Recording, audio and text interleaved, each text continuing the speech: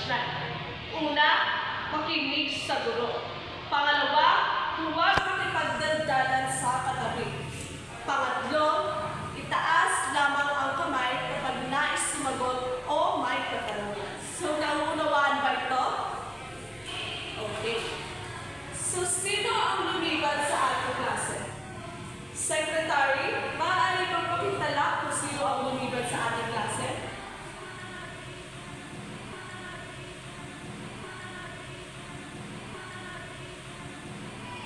Okay, mahusay.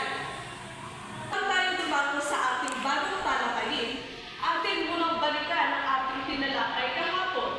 Ano nga ba ulit ang tinalakay natin kahapon? Yes, Monica. Tama.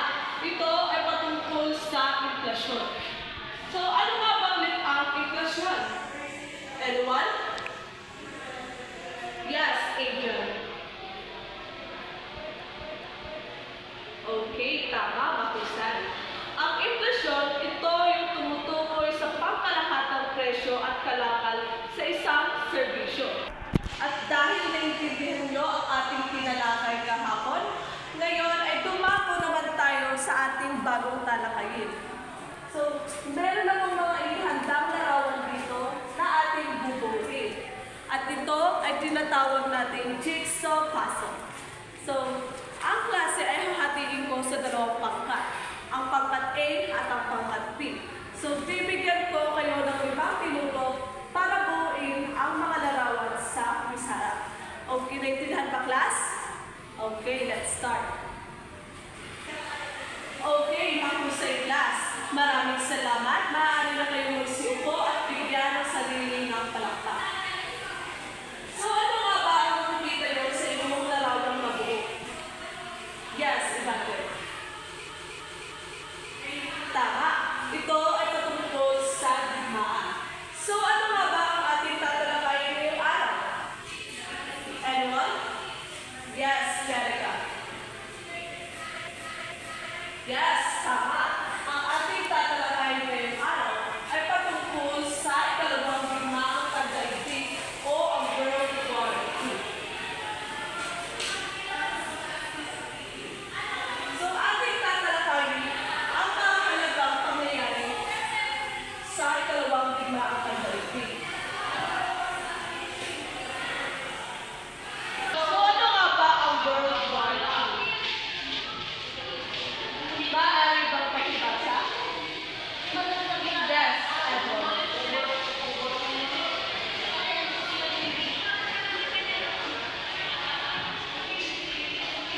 Okay, maraming salamat. So, World War II o ikalawang digmaang pandaigdig ay isa sa pinakamalaking digmaang naganap sa ating kasaysayan. So, maraming lungsod at bayan ang nawasak dahil dito. At itinatayang nasa 70 to 85 milyong katao ang namatay dahil sa digmaan. At nagsanhi ito ng pagbagsak ng nasyonalismo, pagbagsak ng Treaty of Versailles, pagbagsak ng League of Nations, at pagtaas ng totalitarianismo. Nauunawaan ba? Okay. At meron din ito pangunahing pangkat at paulit. Ang Axis power at ang Allied powers. So, ano nga ba ang Axis powers? Anyone?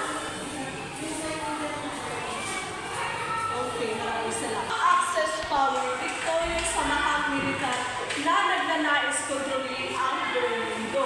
At kabilang dito ang mga bansang Germany, Italy, at ang Japan. Nauunawaan ba? Okay.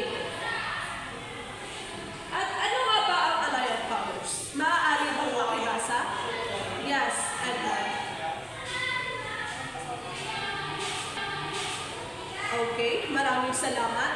Ang Allied powers naman, ito yung samahang bansa o yung pakikipag-ugnay ng isang bansa sa isa pang bansa upang magtulungan tungo sa kapayapaan. So, nagtutulungan ang dalawang bansa o ang maraming bansa upang lutasin ang isang problema. So, tulad ng mga digmaan at ang mga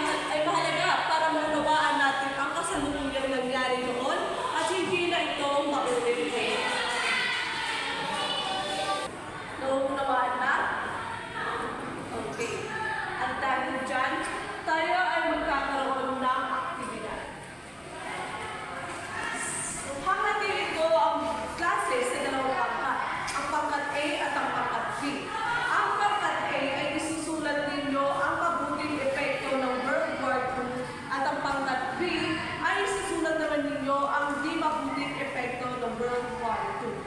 Naunawaan ba ito, class? Okay, let's start.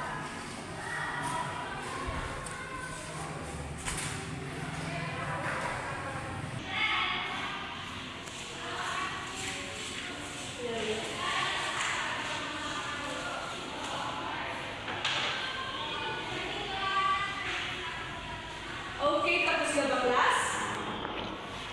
Okay, maaari nang ipasa sa harapan. At ngayon naman, tayo naman ay magkakaroon ng quiz. So maglabas kayo ng 1/4 sheet of paper. At sagutan ang aking mga katanungan. Okay, nakapaglabas na ba kayo?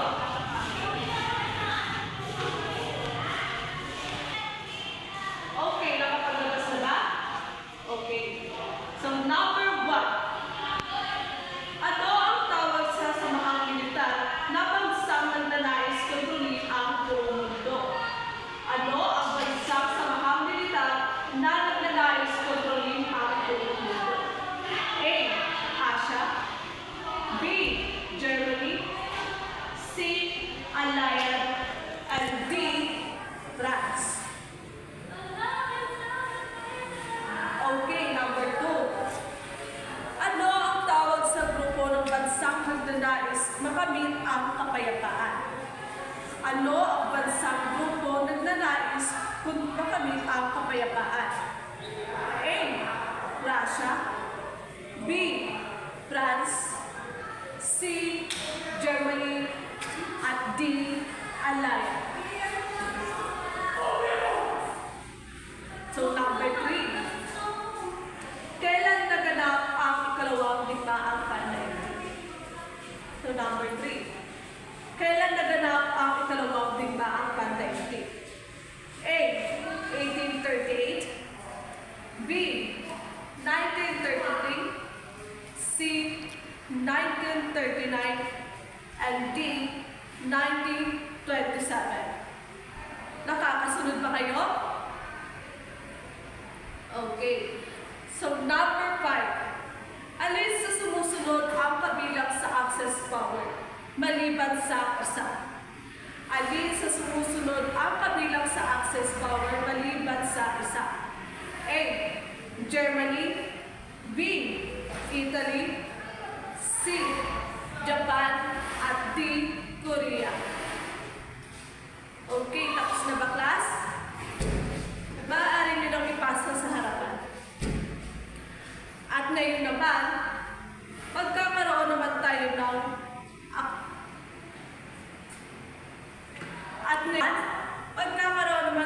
ng takdang aralin. So maglabas kayo ng inyong kwaderno. At ngayon naman, magkakaroon naman tayo ng takdang aralin. So maglabas kayo ng inyong mga kwaderno. Nakapaglabas na ba? Okay.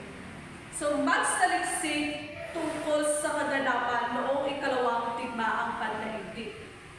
Magsaliksik noong ikalawang digmaang pandaigdig. Kung ano yung mga kaganapan noong ikalawang digmaang pandaigdig. Okay. Nasulat na ba? Okay. Maraming salamat, class. At dyan lang lamang nagtatapos ang ating talakayin. Maraming salamat. Okay, tapos na ba? At dyan lang nagtatapos